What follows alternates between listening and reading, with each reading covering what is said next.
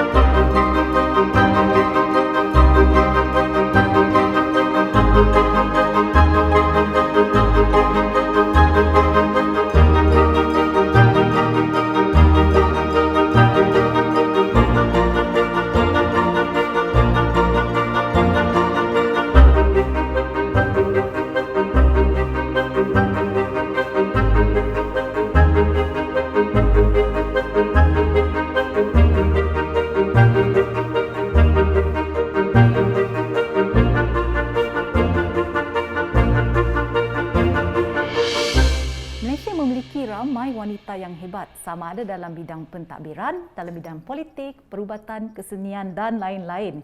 Mereka diketahui umum, ekoran dan lantaran daripada kepribadian dan juga kejayaan yang mereka cipta. Pelibatan wanita dalam bidang politik sama ada secara langsung atau tidak langsung bukanlah satu fenomena yang baru. Ianya telah diterima umum berabad lamanya. Tetamu kita pada hari ini telah membuktikan bahawa isu gender bukanlah halangan bagi beliau untuk menempa nama dalam bidang politik. Beliau telah berjaya menyandang jawatan yang penting dalam bidang politik. Antaranya ialah Ahli Dewan Undangan Negeri Sarawak bagi kawasan N7 Samariang setelah menang dalam pilihan raya Dewan Undangan Negeri Sarawak pada 16 April 2011. Beliau juga merupakan Menteri Muda, Undang-Undang, Hubungan Negeri Persekutuan dan Pemantauan Projek Negeri Sarawak. Dan beliau juga merupakan pengurusi jawatan kuasa pendidikan, wanita dan keluarga, ahli lembaga pemegang Amanah Khairat Yayasan Budaya Melayu Sarawak. Hari ini saya membawakan anda khas tokoh politik wanita yang hebat, iaitu Yang Berhormat Datuk Hajah Sharifah Hasidah binti Syahid Aman Ghazali. Sekarang saya berada di pejabat beliau dan kita akan lihat apakah rutin harian beliau. Jom sama-sama kita saksikan. Nampaknya dia ada di dalam. Dia dah suruh masuk. Selamat pagi Yang Berhormat. Jadi saya berada di pejabat Yang Berhormat hari ini ya. Jadi terima kasih Yang Berhormat kerana sudi menerima kami daripada produksi Suara Wanita untuk berkongsi pengalaman Yang Berhormat tentang kejayaan dan juga karier wanita dalam bidang politik. Jadi seperti yang saya janjikan kepada penonton, penonton nak tahu apakah rutin harian Yang Berhormat. Dia pagi datang pejabat, duduk sini, lihat apa yang hendak kita buat pagi-pagi, banyak ya dokumen-dokumen yang kita kena lihat dan tengok ya. Sampai tengah hari, lepas tu balik lunch kejap. Kalau ada apa-apa tengah hari kita datang balik ke pejabat lah, buat perbincangan mesyuarat ya, dan banyak yang kita buat lah. Jadi secara tidak langsung itu dalam sehari itu memang ada jadual yang telah ditetapkan lah untuk YB ikuti. Mungkin ada temu janji di luar dan mesyuarat bersama memang banyak rakan politik yang lain. Pasti ramai juga penonton yang ingin ketahui Yang Berhormat. Sekiranya Yang Berhormat mempunyai masa ke lapangan, apakah yang sering Yang Berhormat lakukan? Kalau lapang saya suka duduk rumah je, duduk dalam bilik saya, tengok TV, tengok movie, baca buku, relax saya. Kalau lapang saya relax kat rumah. dan baca, tengok TV, memasak ke apa, spend time with the family. Itu yang saya suka. Terutama sekarang ini dalam masa COVID ini, kita ada lockdown ke, PKPD ke, PKP ya. Betul. Jadi memang saya suka duduk rumah, relax saja. Baca buku ya, seperti saya kata tadi lah, relax with the family. Meluangkan masa bersama Bersama dengan keluarga. Tapi yang ya. menarik dekat sini, Yang Berhormat mengatakan bahawa Yang Berhormat suka memasak. Ada, ya saya suka. masak juga sikit-sikit Apa lah. menu yang kita nak tahu? Menu yang memang Yang Berhormat pakarlah, tutup sebelah mata pun boleh masak. Masak apa yang Masak lah. anak-anak saya suka, suami suka buat mi goreng ke, kadang-kadang nasi lemak. Cuba. Ya. Memang taklah seperti masak mak saya, tapi bolehlah ya untuk family dan anak-anak, suami dan anak-anak ya. Jadi, Macam itulah. Jadi saya pun dah tak sabar sebenarnya ingin mengupas topik ini bersama dengan Yang Berhormat sebab saya dapat tahu, saya dapat rasa sebenarnya aura tokoh politik wanita itu di sini sebenarnya. Jadi kepada anda semua jangan ke mana-mana, kita berehat seketika, semuanya dalam Suara Wanita.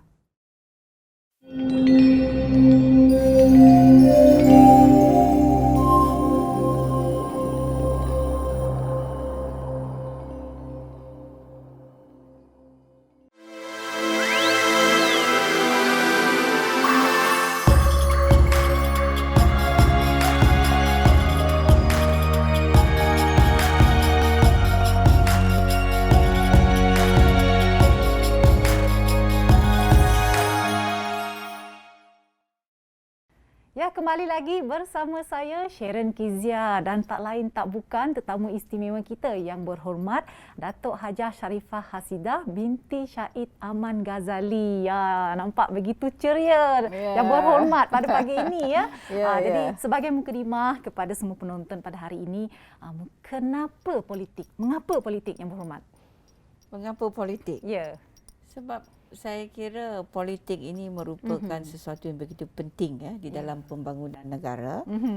Sebab bila kita bercakap mengenai politik ini, kita bercakap mengenai kuasa untuk mengurus negeri kita, kuasa untuk mentadbir negeri kita dan kuasa untuk membangunkan negeri kita. Dengan adanya politik dan dengan kuasa dalam politik ini, maka kita dapat menggubal dasar-dasar, menggubal hala tuju negeri kita, menggubal pembangunan negeri kita, mengatur strategi-strategi dan banyak perkara yang boleh kita laksanakan menjaga kesejahteraan, keselamatan negeri kita dan kestabilan negeri kita. Dan untuk membangun politik begitu penting sekali.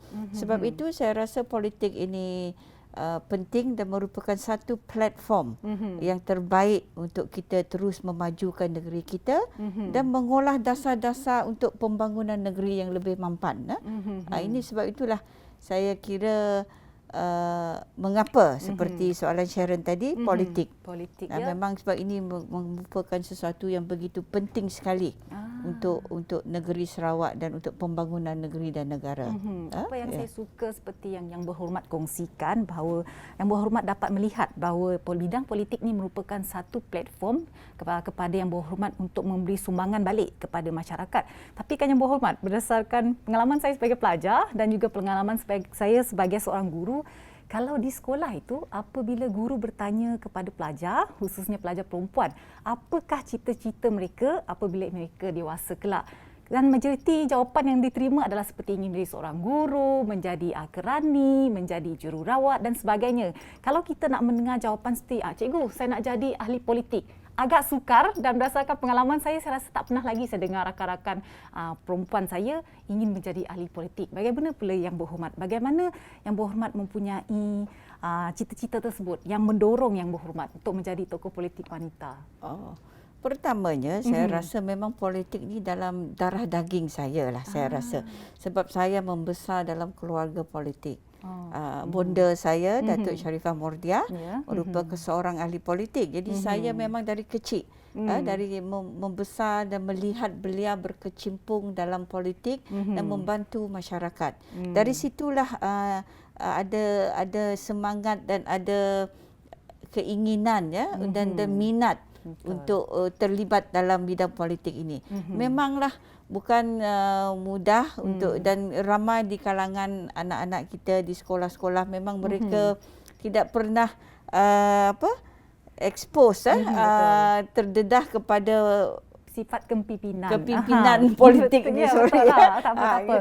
Itulah yang gitu. seperti yang saya kongsikan ya, mungkin berdasarkan pengalaman yang berhormat sendiri kan, tak pernah dengar lagi kan macam rakan-rakan rapat satu ketika dulu masa zaman sekolah kata besar nanti bercita-cita nak jadi ahli politik lah. Betul kan berhormat? Tidak ada.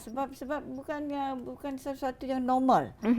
Sebab bagi terutama di kalangan wanita dan anak-anak perempuan kita, memang kita anggap politik ni sesuatu yang begitu jauh dan tidak penting. Tetapi pada kenyataannya politik ini begitu penting. Ya, betul. Terutama di kalangan wanita, di kalangan perempuan ya. Begitu penting untuk kita terus memajukan diri kita, memajukan wanita. Sebab ini sesuatu yang harus kita terus ketengahkan. Betul. Dan kita patut galakkan wanita-wanita kita, anak-anak muda kita untuk terlibat dalam politik secara langsung atau tidak langsung. Tidak semestinya apabila kita masuk politik ke ini kita terus jadi menteri ke jadi wakil rakyat ya. Kita boleh berjuang dalam kelompok parti politik di bawah, di kampung ya, kita boleh membantu ya. Dan ini penting ya untuk kita menengahkan atau untuk kita perjuangkan apa yang kita hendak perjuangkan, terutama wanita dan hak-hak wanita lah. Betul tu, saya sokong tu yang berhormat. Dan saya kira juga dalam kalangan penonton kita sedia maklum bahawa yang berhormat sudah berkecimpung dalam dunia politik ni agak lama, dan kita percaya ada banyak jasa dan pengorbanan yang berhormat telah terlibat. Jadi boleh yang berhormat kongsikan kepada penonton antara penglibatan yang berhormat dalam pembangunan negeri Sarawak. Ya, saya kira saya nak bagi jawapan tu kepada dua segmen. Pertamanya di kawasan saya.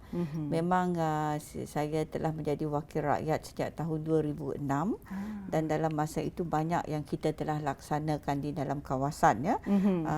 Setakat ini projek-projek pembangunan, projek-projek fasarana, pembangunan fizikal telah banyak kita laksanakan. Kalau kita lihat di kawasan saya pun memang pembangunan seperti nak kita pola dewan-dewan, padang taman-taman, padang-padang sukan, rekreasi, surau, masjid, gereja kita bantu. Banyak yang kita telah laksanakan di kawasan dan banyak projek-projek pembangunan. Saya kira setakat ini kita telah berbelanja berpuluh milion ya di bawah RTP projek kita dan projek-projek kecil-kecil untuk lihat pembangunan di kawasan ya.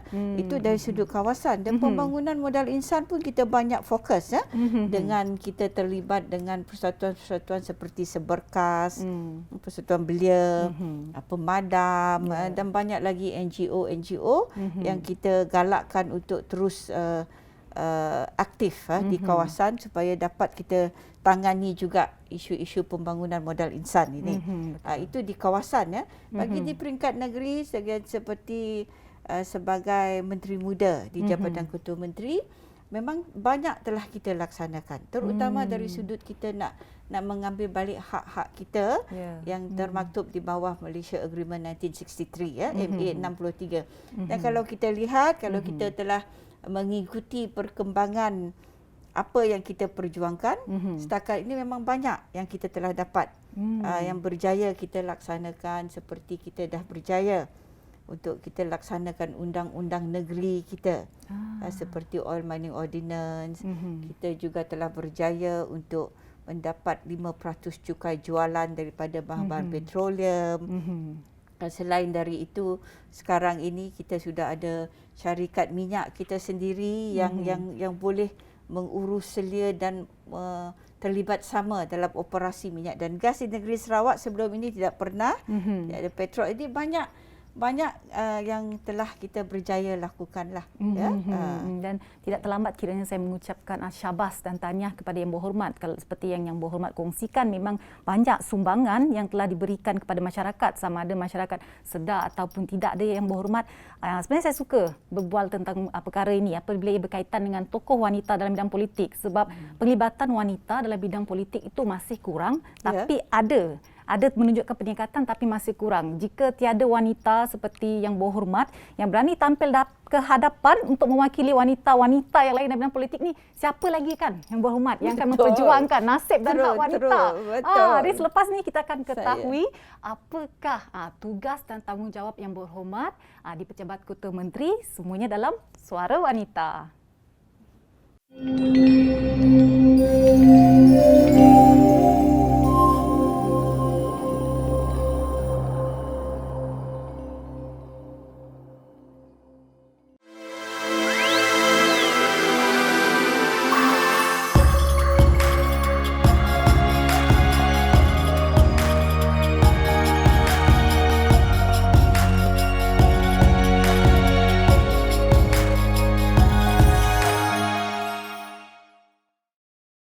Ya, hello semua. Terima kasih kerana terus kekal setia bersama saya dan juga Yang Berhormat Datuk Hajah Sharifah Hasidah binti Syahid Ahmad Ghazali. Ya, seperti anda lihat, saya berada di Pejabat Yang Berhormat. Pasti ramai dalam kalangan anda teruja kan, sebab kita ni orang-orang biasa ni, kita tak tahu apakah tugas dan tanggungjawab Yang Berhormat. Yang kita nampak mereka di dalam kaca televisyen memberi ucapan dan memberi janji dan harapan kepada kita. Hari ini kita akan ketahui apakah tugas, amanah dan tanggungjawab yang mereka lakukan di pejabat mereka. Yang Berhormat, saya tak sabar ni, penonton pun tak sabar ni nak tua di Pejabat Yang Berhormat. Ya, mari kan? Okey. Silakan masuk ke pejabat. Ini pintu masuklah. Ini dua yang jaga pejabat ni. Tiap-tiap pagi ada sini. Jadi setakat ni ada berapa orang di bawah seliaan Yang Berhormat? Kita ada 4 pegawai. 4 pegawai. Ada tu pegawai takbir khas, pegawai takbir ada 2, sesulit saya dan pembantu pejabat 2-3 orang lah yang budak office boy, driver kita dan tu. Staff kita. Ada staff ramai di sini. Pejabat am saya di sini. Inilah mereka lah yang membantu menguruslah pentadbiran pejabat.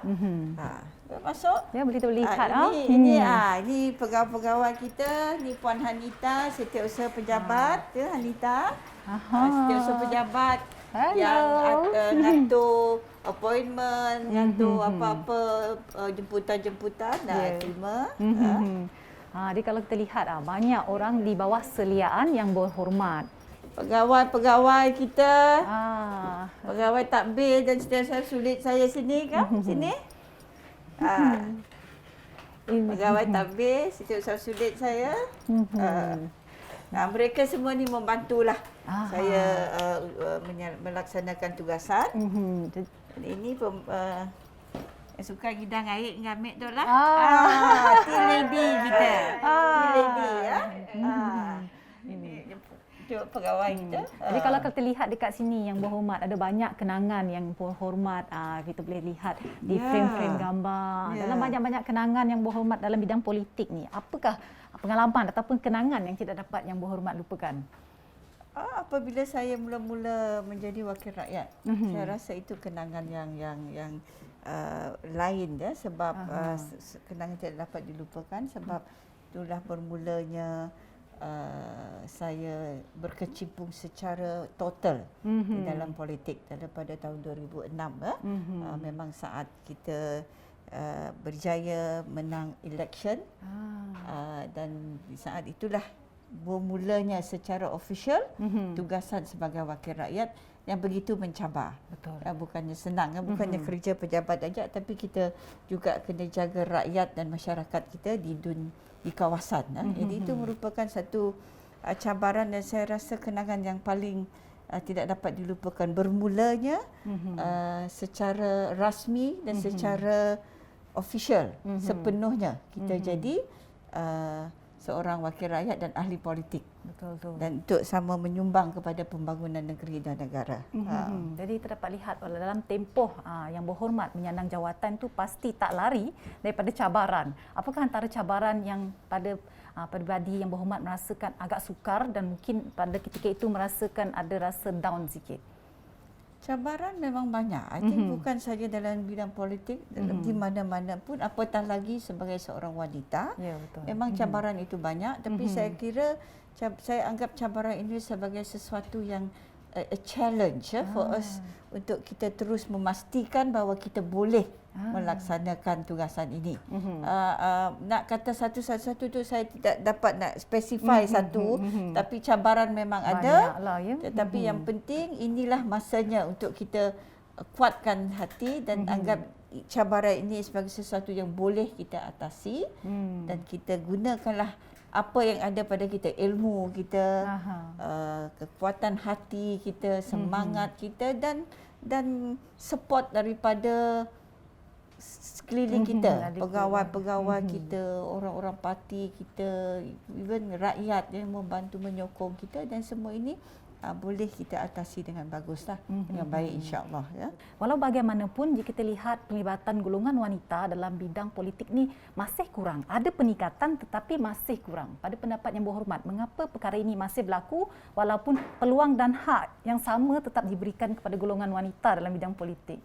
Ya, pada pandangan saya sekarang ini memang kita ada lihat walaupun tidaklah seramai lelaki ya, tetapi bertambah ramai juga wanita yang telah diambil sebagai wakil-wakil rakyat, sebagai senator, sebagai setiausaha politik ya, di peringkat yang tertinggi ya. Saya kira dasar kerajaan negeri kita memang terbuka, yang memang kita menggalakkan dan Yang Amat Berhormat Ketua Menteri kita memang mengambil wanita di dalam peringkat tertinggi politik ini. Tetapi memang masih banyak yang harus kita lakukan.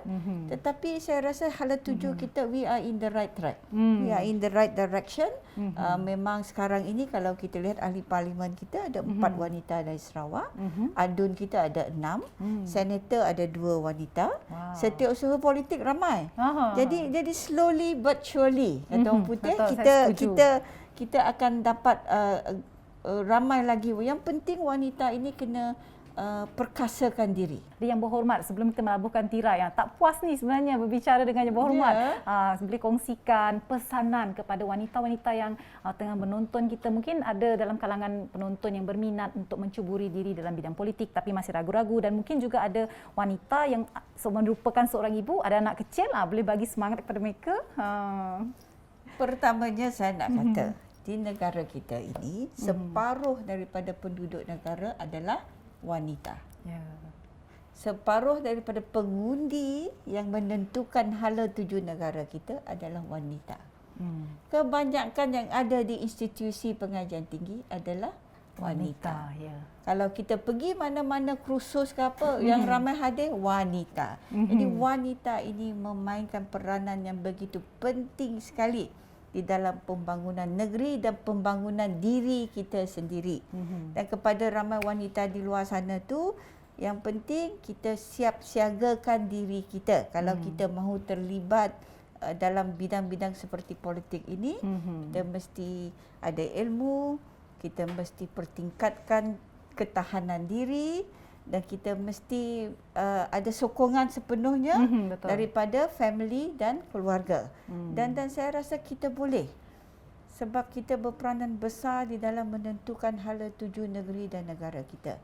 Dan kalau tidak kita untuk memperjuangkan diri kita sendiri, siapa lagi? Betul, Sharon? saya sokong. Betul, saya sangat siapa setuju. lagi ya? Betul. Dia saling berkaitan di antara satu dengan lain, dan seperti yang Berhormat kongsikan, kita sebagai wanita, kita ni bermula dari rumah, dari segi upbringing anak-anak tu semuanya bermula dengan ibu yang merupakan seorang wanita.